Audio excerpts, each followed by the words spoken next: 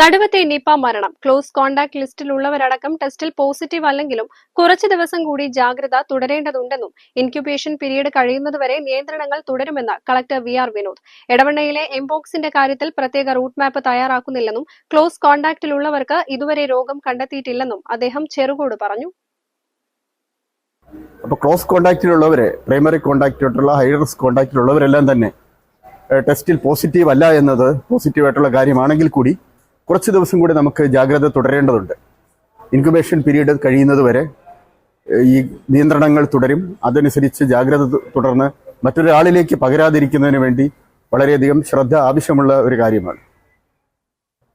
Nipah മറ്റുള്ളവരിലേക്ക് പകർന്നു കഴിഞ്ഞാൽ ചികിത്സിച്ച് ഭേദപ്പെടുത്താൻ വളരെ ബുദ്ധിമുട്ടുള്ളത് കൊണ്ട് തീർച്ചയായും നിയന്ത്രണങ്ങൾ അനുസരിച്ച് എല്ലാവരും സഹകരിച്ച് പ്രവർത്തിക്കണമെന്ന് ഞാൻ അഭ്യർത്ഥിക്കുന്നു.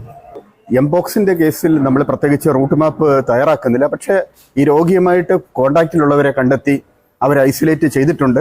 അതോടൊപ്പം തന്നെ ഫ്ലൈറ്റിൽ ഒരുമിച്ച് യാത്ര ചെയ്തവരെയും അടുത്ത ഫ്ലൈറ്റിൽ രോഗിയുടെ തൊട്ട് അടുത്ത 3 റോ മുമ്പിലും പുറകിലും സഞ്ചരിച്ചവരെയാണ് ഐസൊലേറ്റ് ചെയ്യുന്ന നടപടികൾ അവരെ അറിയിച്ചിട്ടുണ്ട്. രോഗിയുടെ നില ആശങ്കാകരമായിട്ടുള്ള രീതിയിലല്ല.